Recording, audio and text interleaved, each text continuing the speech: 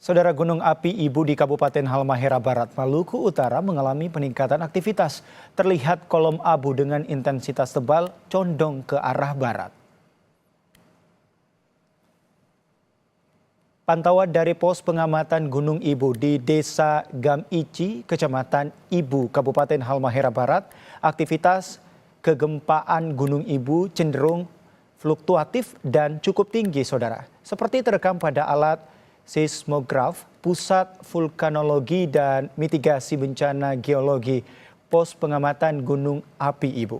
Dari pukul 12.00 hingga 18.00 waktu Indonesia Tengah, sudah tercatat 63 gempa letusan vulkanik dangkal 128 kali, gempa embusan 34 kali, dan tektonik jauh 18 kali. Asap tebal keluar dari arah kawah yang paling tinggi mencapai 1.500 meter. Saat ini status Gunung Ibu berada pada level 4 atau awas.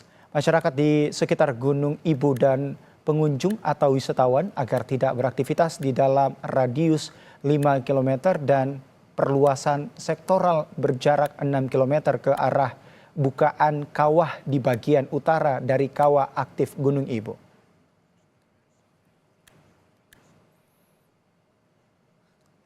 Gunung Ibu saat ini aktivitasnya berfluktuatif cukup tinggi, dan sampai sore ini kegempaan itu letusan 63 kali, guguran 2 kali, vulkanik dangkal 128 kali, gempa tornilo 1 kali, hembusan 34 kali, dan tektonik jauh 18 kali. Secara umum, jumlah kegempaan yang terekam masih berfluktuatif tinggi. Saudara, pemerintah Kabupaten Halmahera Barat, Maluku Utara terus melakukan proses evakuasi terhadap warga terdampak erupsi Gunung Api Ibu. Terdapat 6 desa yang direkomendasikan untuk dievakuasi ke tempat aman. 1 desa berhasil dievakuasi petugas, tetapi 5 desa lainnya menolak diungsikan.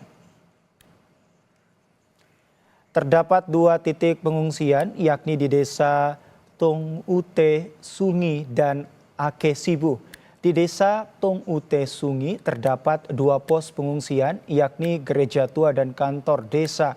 Sementara di desa Akesibu terdapat 3 pos pengungsian, yakni gereja tua, sekolah dasar, dan SMK Akesibu. Hingga Kamis hanya pos pengungsian gereja tua di desa Tong Ute Sungi yang ditempati sebanyak 166 jiwa yang berasal dari desa Sangaji Nyeko. Sedangkan 5 desa lainnya menolak diungsikan meskipun telah dijemput oleh petugas dengan menyiapkan mobil truk.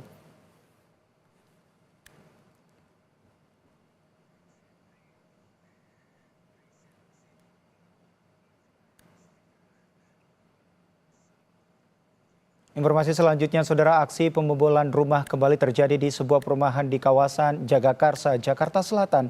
1 mobil dengan mudah digondol 2 pelaku. Dari rekaman CCTV rumah korban, 2 pelaku dengan tenang membobol rumah yang sedang ditinggal keluar kota oleh pemiliknya. Para pelaku dengan leluasa masuk melalui jendela dan dengan cepat mengambil barang-barang berharga seperti laptop dan mobil milik korban yang ada di garasi. Menurut Ketua RT setempat, saudara, aksi kedua pelaku ternyata sudah yang kedua kalinya dalam 1 bulan terakhir. Atas kejadian ini, warga berharap polisi dapat segera menangkap kedua pelaku yang membuat warga resah.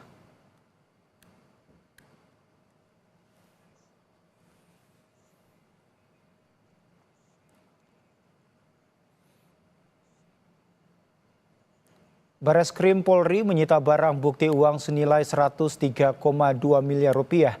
Barang bukti ini berasal dari perkara dugaan tindak pidana pencucian uang judi online.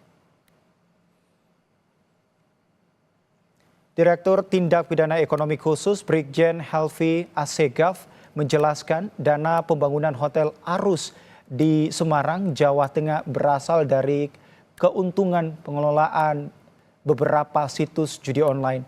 Dalam kasus ini, saudara, polisi menetapkan FH yang merupakan komisaris PT AJP sebagai tersangka serta PT AJP sebagai tersangka korporasi. Tersangka Yang pertama yaitu korporasi, yaitu PT AJP yang berkantor di Hotel Arus juga di Semarang. Kemudian tersangka yang kedua yaitu FH yang menampung uang dari rekening FH yang digunakan untuk pembangunan Hotel Arus yang ada di Semarang. Kita ke informasi selanjutnya, Saudara. Sebuah sumur tambang minyak ilegal di kawasan hutan produksi Dusun Senami, Kabupaten Batanghari mengalami ledakan hingga menyebabkan 3 pekerja terluka parah. Inilah rekaman amatir, Saudara, saat kobaran api muncul dari tambang sumur minyak ilegal pada Selasa malam. Diduga, Saudara, api berasal dari mesin genset saat pekerja tengah memindahkan minyak mentah ke bak penampungan. 3 pekerja dilaporkan kritis akibat luka bakar serius dan masih dalam perawatan di rumah sakit. Saat ini, Saudara, polisi masih melakukan penyelidikan serta mengumpulkan sejumlah barang bukti penyebab pasti kebakaran. Untuk saat ini lebih fokus untuk olah TKP dulu sampai tuntas. Sampai saat ini informasi yang kami dapat terakhir 3 orang korban dari masyarakat. Kondisinya? Untuk kondisi yang 2 kurang lebih luka bakar 40%, untuk yang 1 sekitar 85%. Saudara, diduga sopir mengantuk, 2 truk bertabrakan di Kabupaten Kediri, Jawa Timur. 1 sopir mengalami luka serius dan harus dibawa ke rumah sakit.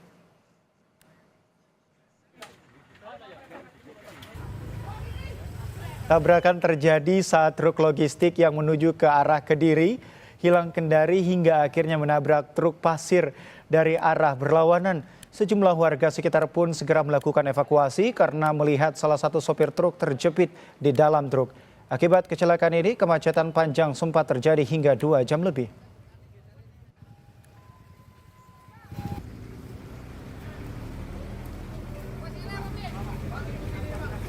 Saudara, usai jeda kami akan kembali dengan Saudara, polisi masih menyelidiki penyebab ledakan di rumah anggota polisi yang menewaskan 2 orang di Mojokerto, Jawa Timur. Pemilik rumah, Aibda Maryudi, diamankan karena kedapatan menyimpan bahan peledak. Kapolda Jatim Irjen Pol Imam Sugianto mengatakan bahwa dalam kasus ini tidak hanya melibatkan tim dari Polda Jawa Timur, tapi juga tim dari Mabes Polri. Sementara terkait penyimpanan bahan peledak yang dilakukan oleh Aibda Maryudi, Kapolda mengatakan Polri akan melakukan tindakan tegas dengan penegakan hukum disiplin maupun kode etik.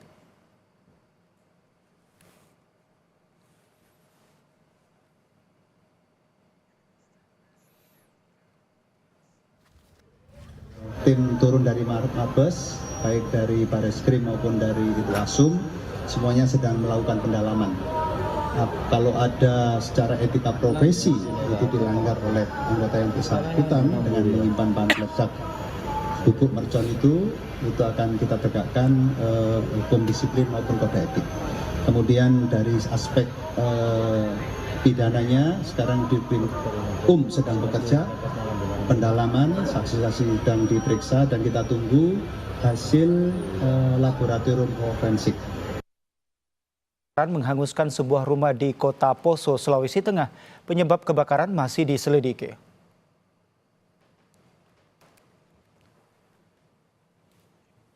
Asap hitam membumbung saat kebakaran menghanguskan sebuah rumah warga di Jalan Pulau Nias, Kayamanya, Poso. Kebakaran terjadi, Saudara, saat rumah dalam kondisi kosong. Petugas pemadam kebakaran bersama warga berjibaku memadamkan api. Saat pemadaman, 1 orang petugas pemadam dibawa ke rumah sakit karena diduga mengalami sesak napas saat berupaya memadamkan kebakaran.